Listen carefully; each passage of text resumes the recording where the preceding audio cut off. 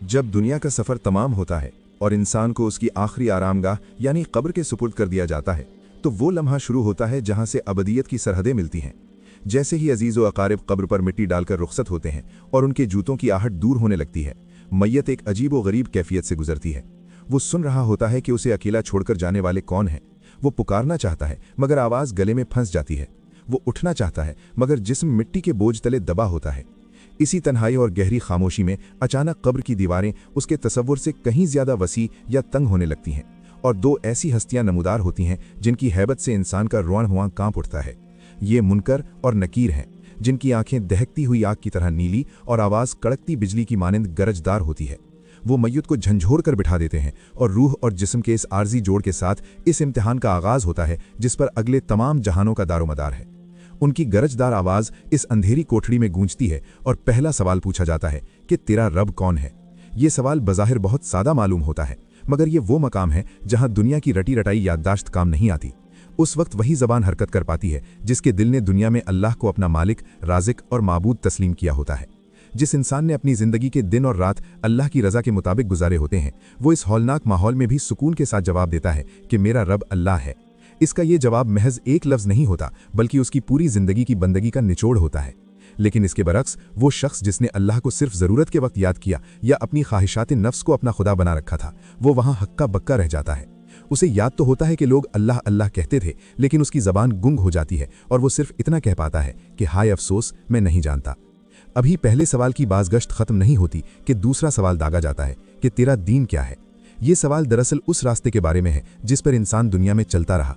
दीन सिर्फ नमाज और रोज़े तक महदूद नहीं था, बल्कि ये वो निज़ाम ज़िंदगी था जिसे इंसान ने इख्तियार किया। मोमिन जिसने तिजारत में, माशरत में और तन्हाई में इस्लाम के उसूलों को मुकद्दम रखा, वो फ़ख्र और यकीन के साथ जवाब देता है कि मेरा दीन इस्लाम है। ये जवाब उसकी कब्र में एक ठंडी हवा के झोंके की तरह फैल जाता है। मगर जिसने इस्लाम को सिर्फ एक नाम की हद तक रखा और अमली तौर पर दुनिया के तरीकों को तरजीह दी, उसके लिए इस्लाम लफ्ज़ याद करना मुहाल हो जाता है। उसका जहन मफलूज हो जाता है, क्योंकि वहाँ सिर्फ वही सच्चाई ज़बान पर आती है जो इंसान के खून में रची बसी होती है। इस इम्तिहान का सबसे नाजुक और आखिरी मरहला तब आता है जब मैयत के सामने हुजूर नबी करीम सल्लल्लाहु अलैहि वसल्लम की नूरानी शख्सियत को एक ख़ास तरीके से पेश किया जाता है या उनके बारे में पूछा जाता है कि तू इस मर्द सालेह के बारे में क्या कहता था। ये वो सवाल है जो सच्चे आशिक़ रसूल और महज नाम लेवा के दरमियान फ़र्क वाज़ेह कर देता है। जिसने ज़िंदगी भर सुन्नत नबी सल्लल्लाहु अलैहि वसल्लम को अपना ओढ़ना बिछौना बनाया, जिसने दरूद व सलाम की खुशबू से अपने सांसों को महकाए रखा, वो अपनी आंखों में चमक लाते हुए पुकार उठता है कि ये तो अल्लाह के रसूल हज़रत मोहम्मद सल्लल्लाहु अलैहि वसल्लम हैं। वो पहचान लेता है कि ये वही हस्ती हैं जिनके नक्शे कदम पर चलने की उसने तगोदौ की थी। लेकिन मुनाफिक और मुनकर वहाँ तड़प कर रह जाता है। वो कहता है कि मैंने लोगों को इनके बारे में कुछ कहते सुना था, वही मैं भी कहता था, मगर आज मैं उन्हें नहीं पहचानता। अभी पहले सवाल की बाज़गश्त ख़त्म नहीं होती कि दूसरा सवाल दागा जाता है कि मेरे बंदे ने सच कहा या इसने झूठ बोला। अगर बंदा कामयाब हो जाए तो उसकी कब्र में जन्नत की खिड़की खोल दी जाती है, जहां से फिरदौस की खुशबुएं और ठंडी हवाएं उसे अपनी आगोश में ले लेती हैं। उसका अमल एक खूबसूरत नौजवान की शक्ल में उसका साथी बन जाता है और उसे क़यामत तक के लिए एक ऐसी नींद सुला दिया जाता है जैसे कोई दुल्हन अपनी पुरसुकून सेज पर सोती है। इसके बरक्स नाकाम होने वाले के लिए जहन्नम का दरवाज़ा खोल दिया जाता है। कब्र उस पर इतनी तंग कर दी जाती है कि पसलियां एक दूसरे में पैवस्त हो जाती हैं और उसके बुरे अमल एक भयानक शक्ल इख्तियार करके उसे मुसलसल डराने लगते हैं। ये 20 मिनट का मुख्तसर सा मुकालमा या सवालो जवाब का ये मरहला दरअसल हमारी कई दहाइयों पर मुहित ज़िंदगी का हिसाब है। हम आज जो बो रहे हैं, कब्र की उस पहली रात वही काटना पड़ेगा। वो अंधेरी कोठड़ी जहाँ न कोई वकील होगा, न कोई सिफारशी और न ही दौलत और सरवत काम आएगी। वहाँ सिर्फ वही 3 जवाब ही निजात का जरिया बनेंगे जो हमने अपनी अमली ज़िंदगी से तैयार किए होंगे। इसलिए जब तक सांसें रवां हैं और तौबा का दरवाज़ा खुला है, हमें इन 3 बुनियादी सवालों की तैयारी करनी चाहिए, क्योंकि कब्र की वो पहली पुकार हर इंसान का मुकद्दर है, चाहे वो बादशाह हो या फ़कीर। जब मिट्टी की दीवारें करीब आएंगी और मुनकर नकीर सामने होंगे, तब सिर्फ वही नूर काम आएगा जो हमने ईमान और अमल सालेह की सूरत में अपने सीनों में महफूज किया होगा। दुनिया की रंगीनियाँ पीछे छूट जाएंगी और सिर्फ रब, दीन और नबी सल्लल्लाहु अलैहि वसल्लम की मारिफत ही अबदी ज़िंदगी का उजाला बनेगी। जब मुनकिर और नकीर के सवालात का मरहला ख़त्म होता है और इंसान अपनी अबदी मंजिल के पहले पड़ाव पर तन्हा रह जाता है, तो उसकी तन्हाई को ख़त्म करने के लिए एक ऐसी हस्ती नमूदार होती है जो उसके सिवा कोई और नहीं बल्कि उसके अपने आमाल का मुजस्सिम अक्स होती है। ये वो लम्हा है जब इंसान को पहली बार अपनी ज़िंदगी की असल हकीकत एक जीते जागते वजूद की सूरत में नज़र आती है। अगर वो शख्स दुनिया में अल्लाह का वफादार रहा, उसने सजदों की लज्जत चखी, लोगों की खिदमत की और अपनी ज़बान और अमल से किसी को दुख नहीं पहुंचाया, तो उसकी कब्र के अंधेरे अचानक एक गैबी नूर से धुल जाते हैं। उसे महसूस होता है कि उसकी कब्र की दीवारें वसी हो गई हैं और फिजा में एक ऐसी मसहूर कुन खुशबू फैल गई है जो दुनिया के किसी इत्र या फूल में नहीं थी। इसी नूरानी फिजा में एक इंतहाई खूबसूरत, वजीह और नूरानी चेहरे वाला शख्स नमूदार होता है, जिसके लिबास की सफ़ेदी आंखों को ठंडक बख्शती है और जिसकी मुस्कुराहट दिल से खौफ के तमाम साए मिटा देती है।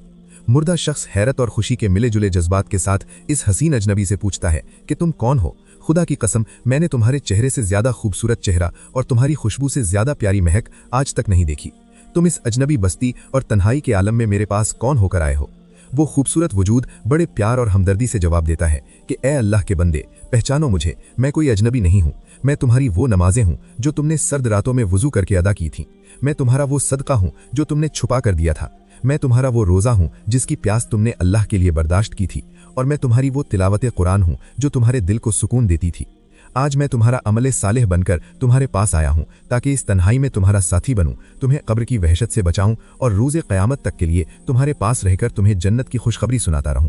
ये सुनकर मोमिन की तमाम थकन दूर हो जाती है और वो इस खूबसूरत साथी की मैयत में ऐसी पुरसुकून नींद सो जाता है जिसकी सुबह सीधी जन्नत के बागात में होगी।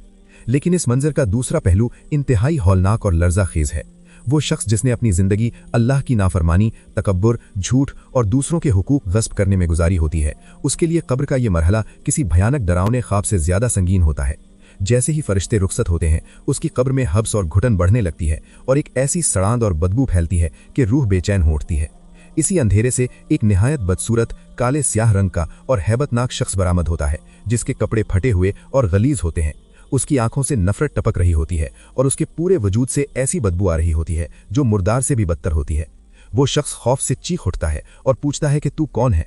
तेरा चेहरा इतना मनहूस और तेरी शक्ल इतनी भयानक क्यों है? तू इस अंधेरी कोठड़ी में मुझे डराने क्यों आया है? वो बदसूरत वजूद एक लर्जाखीज कहकहा लगाता है और कहता है कि मैं तेरा वो अमल हूँ जिसे तू दुनिया में बड़े फख्र से करता था। मैं तेरा वो झूठ था, वो धोखादही है, नमाजों से गफलत है और वो तकब्बुर है जो तुझे अंधा कर चुका था।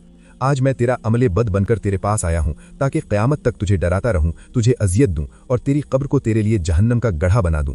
अब ना तुझे मुझसे छुटकारा मिलेगा, ना ही इस वहशत से, यहाँ तक कि सूर फूंका जाए और तू अपने हतमी अंजाम को पहुँचे। ये बदसूरत साथी उसके पास बैठ जाता है और उसे लम्हा ब लम्हा उसके गुनाहों की याद दिलाकर उसकी तकलीफ में इजाफा करता रहता है। ये इस वीडियो की तफसील हमें इस हकीकत की तरफ मुतवज्जह करती है कि कब्र में हमारा सबसे बड़ा सरमाया न हमारी जायदाद होगी, न ओहदा और न ही रिश्तेदार, बल्कि सिर्फ हमारा वो किरदार होगा जो हमने इस दुनिया की मोहलत में तख्लीक किया होगा। हमारे आमाल वहाँ किसी ख्याली शक्ल में नहीं बल्कि एक जीती जागती हकीकत बनकर सामने आएंगे। आज हमारे पास इख्तियार है कि हम अपने लिए कैसा साथी चुनते हैं। हम चाहें तो आज अपनी नमाजों, सच्चाई और इखलाक से एक ऐसा हसीन रफ़ीक तैयार कर लें जो कब्र की तन्हाई में हमारा दिल बहलाए, और अगर हम चाहें तो अपनी गफलत से एक ऐसा भयानक दुश्मन पाल लें जो मिट्टी के नीचे हमारा जीना दूभर कर दे। कब्र का वो मंजर दरअसल हमारे आज के फैसलों का आईना है। जो हम यहाँ बोएंगे वही वहाँ एक वजूद की सूरत में हमारा इस्तिकबाल करेगा। ज़रा आंखें बंद कीजिए और तसव्वुर कीजिए कि आज आपका वो दिन है जिसका वादा अल्लाह ने कुरान में किया है। आज लोग आपको कंधों पर उठाए कब्रिस्तान की तरफ बढ़ रहे हैं। वही लोग जो कल तक आपसे मशवरे लेते थे, आज आपकी आखिरी आरामगाह तैयार कर चुके हैं। आपको अंधेरी कब्र में उतारा जा रहा है, वो जगह जहां न खिड़की है, न दरवाज़ा, न कोई साथी। ऊपर से लकड़ी के तख्ते रखे जा रहे हैं और फिर मिट्टी डालने का सिलसिला शुरू होता है। आप सुन रहे हैं कि मिट्टी के बड़े बड़े ढेर आपके वजूद को ढांप रहे हैं। देखते ही देखते वो अंधेरा छा जाता है जिसका हमने कभी तसव्वुर भी नहीं किया था। अब वो लम्हा आता है जब फातिहा पढ़ ली गई है, आंसू पोंछ लिए गए हैं और एक एक करके लोग मुड़ना शुरू होते हैं। ये वो वक्त है जब दुनिया का सबसे हौलनाक सन्नाटा आपका इस्तकबाल करता है। आपके कानों में एक आवाज़ गूंजती है, टप टप टप टप। ये उन लोगों के जूतों की आहट है जो अभी कुछ देर पहले आपके सिरहाने खड़े रो रहे थे। वो बेटा जिसकी उंगली पकड़कर आपने उसे चलना सिखाया, वो भाई जिस पर आपको नाज था, वो दोस्त जो कहते थे कि तेरे बिन जी ना पाएंगे, आज वो सब आपको इस मिट्टी के ढेर के नीचे अकेला छोड़कर जा रहे हैं। उनके जूतों की आवाज़ आहिस्ता आहिस्ता मध्यम हो रही है। हर कदम की आहट के साथ आपका दुनिया से ताल्लुक टूट रहा है। वो आवाज़ जितनी दूर होती जा रही है, आपकी तन्हाई उतनी ही गहरी होती जा रही है। आप पुकारना चाहते हैं, आप चीखना चाहते हैं कि ऐ मेरे प्यारों, अभी तो तुम मेरे पास थे, अभी तो मैं तुम्हारे दरमियान था, मुझे इस अंधेरे में अकेला छोड़कर क्यों जा रहे हो? लेकिन आपकी आवाज़ मिट्टी की उन तहों को पार नहीं कर पाती। ये जूतों की आहट दरअसल एक पैगाम है, एक ऐलान है कि ए इब्ने आदम, आज से तेरा कोई नहीं रहा। आज तेरा माल, तेरी गाड़ी, तेरा बंगला, तेरे रुतबे सब इस मिट्टी के ढेर के बाहर रह गए। आज इस तीरा और तारीक कोठड़ी में सिर्फ तू है और तेरे आमाल हैं। ज़रा इस तन्हाई की शिद्दत का अंदाज़ा लगाएं, जब आपको यकीन हो जाता है कि अब आखिरी कदम की आवाज़ भी ख़त्म हो गई, अब कोई वापस नहीं आएगा, अब वो दरवाज़ा बंद हो चुका है जिसे मौत कहते हैं। इस खामोशी में कब्र की दीवारें आपसे कलाम करती हैं। वो मिट्टी जिस पर आप कभी अकड़ कर चलते थे, आज आपको चारों तरफ से घेर लेती है। वो कहती है कि ए इंसान, तू ज़मीन के ऊपर बड़ा मुतकब्बिर था, आज देख मेरे पेट में तू कितना बेबस है।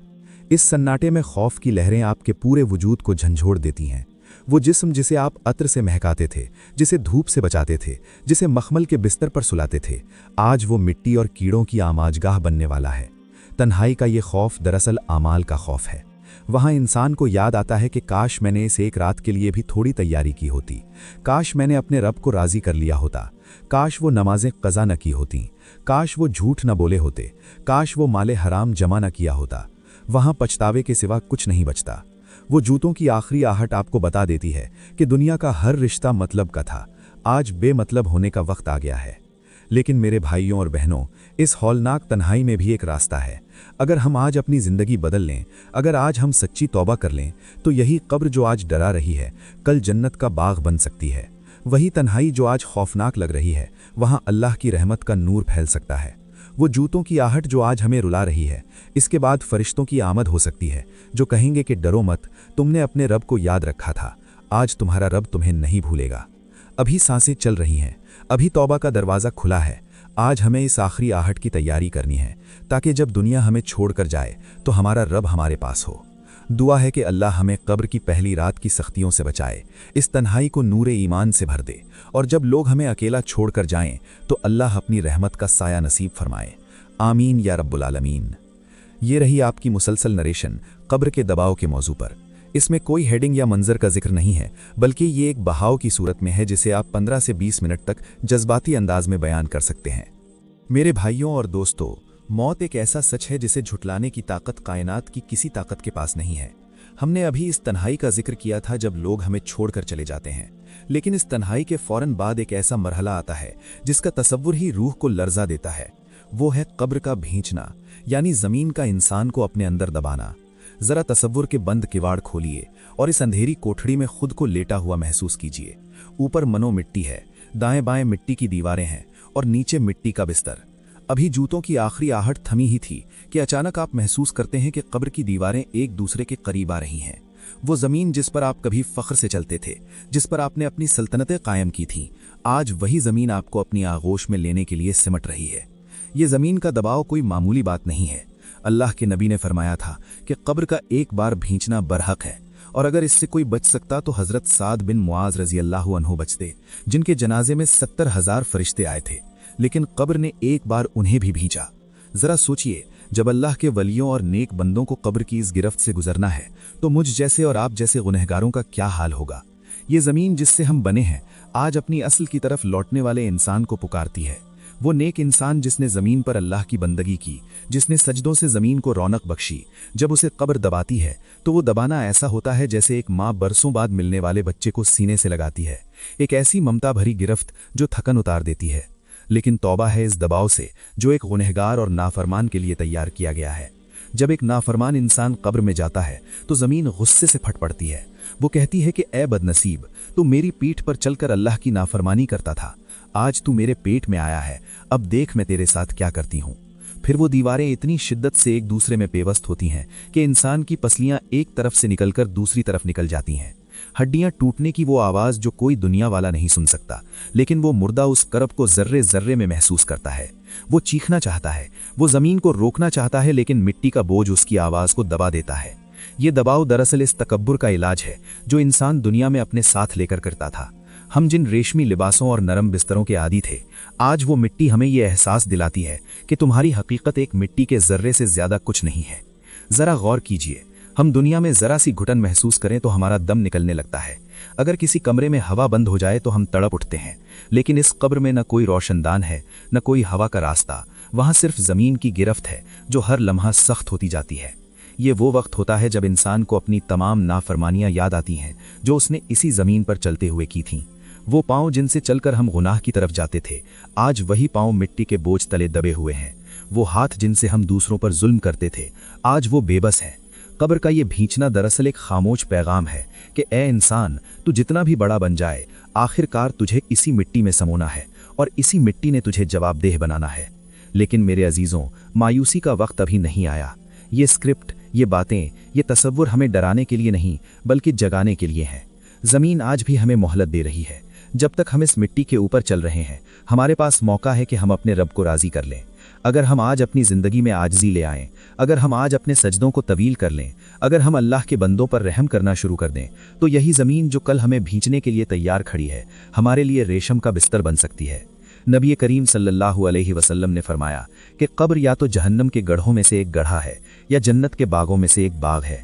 अब ये हमारे हाथ में है कि हम ज़मीन की इस गिरफ्त को माँ की ममता बनाना चाहते हैं या कहार का गज़ब। आज जब आप इस मजलिस से उठें तो ज़मीन पर पाँव रखते हुए ये ज़रूर सोचिएगा कि एक दिन यही ज़मीन मुझ पर उलट दी जाएगी। वो दीवारें करीब आएंगी, वो दबाव शुरू होगा। उस वक्त मेरी नमाजें, मेरा सदका और मेरा अखलाक ही वो ढाल होंगे जो इन दीवारों को मुझसे दूर रखेंगे। ए अल्लाह, हमें इस वक्त की सख्ती से बचाना जब मिट्टी का बोझ हमारी पसलियां तोड़ने लगे। हमें अपनी पनाह में रखना और हमारी कब्र को वो वुस्सत अता करना कि हमें वहाँ जन्नत की हवाएं आती रहें। आमीन या रब्बुल आलमीन। जब मुनकिर और नकीर के सवालात का मरहला ख़त्म होता है और इंसान अपनी अबदी मंजिल के पहले पड़ाव पर तन्हा रह जाता है, तो उसकी तन्हाई को ख़त्म करने के लिए एक ऐसी हस्ती नमूदार होती है जो उसके सिवा कोई और नहीं बल्कि उसके अपने आमाल का मुजस्सम अक्स होती है। ये वो लम्हा है जब इंसान को पहली बार अपनी ज़िंदगी की असल हकीकत एक जीते जागते वजूद की सूरत में नज़र आती है। अगर वो शख्स दुनिया में अल्लाह का वफादार रहा, उसने सजदों की लज्जत चखी, लोगों की खिदमत की और अपनी ज़बान और अमल से किसी को दुख नहीं पहुंचाया, तो उसकी कब्र के अंधेरे अचानक एक गैबी नूर से धुलने लगते हैं। उसे महसूस होता है कि उसकी कब्र की दीवारें वसी हो गई हैं और फिजा में एक ऐसी मशहूर कुन खुशबू फैल गई है जो दुनिया के किसी इत्र या फूल में नहीं थी। इसी नूरानी फिजा में एक इंतहाई खूबसूरत, वजीहा और नूरानी चेहरे वाला शख्स नमूदार होता है, जिसके लिबास की सफ़ेदी आंखों को ठंडक बख्शती है और जिसकी मुस्कुराहट दिल से खौफ के तमाम साए मिटा देती है। मुर्दा शख्स हैरत और खुशी के मिले जुले जज्बात के साथ उस हसीन अजनबी से पूछता है कि तुम कौन हो? खुदा की कसम, मैंने तुम्हारे चेहरे से ज़्यादा खूबसूरत चेहरा और तुम्हारी खुशबू से ज़्यादा प्यारी महक आज तक नहीं देखी। तुम इस अजनबी बस्ती और तन्हाई के आलम में मेरे पास कौन होकर आए हो? वो खूबसूरत वजूद बड़े प्यार और हमदर्दी से जवाब देता है कि ए अल्लाह के बंदे, पहचानो मुझे, मैं कोई अजनबी नहीं हूँ। मैं तुम्हारी वो नमाजें हूँ जो तुमने सर्द रातों में वुज़ू करके अदा की थी। मैं तुम्हारा वो सदका हूँ जो तुमने छुपा कर दिया था। मैं तुम्हारा वो रोज़ा हूँ जिसकी प्यास तुमने अल्लाह के लिए बर्दाश्त की थी। और मैं तुम्हारी वो तिलावत कुरान हूँ जो तुम्हारे दिल को सुकून देती थी। आज मैं तुम्हारा अमल सालेह बनकर तुम्हारे पास आया हूँ ताकि इस तन्हाई में तुम्हारा साथी बनूं, तुम्हें कब्र की वहशत से बचाऊं और रोज़े क़यामत तक तुम्हारे पास रहकर तुम्हें जन्नत की खुशखबरी सुनाता रहूं। ये सुनकर मोमिन की तमाम थकन दूर हो जाती है और वो इस खूबसूरत साथी की मैयत में ऐसी पुरसुकून नींद सो जाता है जिसकी सुबह सीधी जन्नत के बागात में होगी। लेकिन इस मंजर का दूसरा पहलू इंतहाई हौलनाक और लर्ज़ाखेज है। वो शख्स जिसने अपनी ज़िंदगी अल्लाह की नाफरमानी, तकब्बुल, झूठ और दूसरों के हुकूक गस्ब करने में गुजारी होती है, उसके लिए कब्र का ये मरहला किसी भयानक डरावने ख्वाब से ज़्यादा संगीन होता है।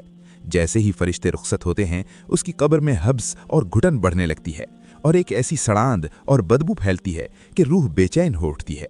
इसी अंधेरे से एक निहायत बदसूरत, काले स्याह रंग का और हैबतनाक शख्स बरामद होता है, जिसके कपड़े फटे हुए और गलीज होते हैं। उसकी आंखों से नफरत टपक रही होती है और उसके पूरे वजूद से ऐसी बदबू आ रही होती है जो मुर्दार से भी बदतर होती है। वो शख्स खौफ से चीख उठता है और पूछता है कि तू कौन है? तेरा चेहरा इतना मनहूस और तेरी शक्ल इतनी भयानक क्यों है? तू इस अंधेरी कोठड़ी में मुझे डराने क्यों आया है? वो बदसूरत वजूद एक लर्ज़ाखेज़ कहकहा लगाता है और कहता है कि मैं तेरा वो अमल हूँ जिसे तू दुनिया में बड़े फ़ख्र से करता था। मैं तेरा वो झूठ हूँ, वो धोखादही है, वो नमाजों से गफलत है और वो तकब्बुर है जो तुझे अंधा कर चुका था। मैं तेरे वो गुनाह हूँ जिन पर तू कभी शर्मिंदा नहीं हुआ था। आज मैं तेरा अमल बद बनकर तेरे पास आया हूँ ताकि क़यामत तक तुझे डराता रहूँ, तुझे अजियत दूं और तेरी कब्र को तेरे लिए जहन्नम का गड्ढा बना दूं। अब ना तुझे मुझसे छुटकारा मिलेगा और ना ही इस वहशत से, यहाँ तक कि सूर फूंका जाए और तू अपने हतमी अंजाम को पहुंच जाए। ये बदसूरत साथी उसके पास बैठ जाता है और उसे लम्हा बलम्हा उसके गुनाहों की याद दिलाकर उसकी तकलीफ में इजाफा करता रहता है। ये 10 मिनट की तफसील हमें इस हकीकत की तरफ मुतवज्जे करती है कि कब्र में हमारा सबसे बड़ा सरमाया न हमारी जायदाद होगी, न ओहदा और न ही रिश्तेदार, बल्कि सिर्फ हमारा वो किरदार होगा जो हमने इस दुनिया की मोहलत में तख्लीक किया होगा। हमारे अमाल वहाँ किसी ख्याली शक्ल में नहीं बल्कि एक जीती जागती हकीकत बनकर सामने आएंगे। आज हमारे पास इख्तियार है कि हम अपने लिए कैसा साथी चुनते हैं। हम चाहें तो आज अपनी नमाजों, सच्चाई और अखलाक से एक ऐसा हसीन रफ़ीक तैयार कर लें जो कब्र की तन्हाई में हमारा दिल बहलाए, और अगर हम चाहें तो अपनी गफलत से एक ऐसा भयानक दुश्मन पाल लें जो मिट्टी के नीचे हमारा जीना दोभर कर दे। कब्र का वो मंजर दरअसल हमारे आज के फैसलों का आईना है। जो हम यहाँ बोएंगे वही वहाँ एक वजूद की सूरत में हमारा इस्तकबाल करेगा।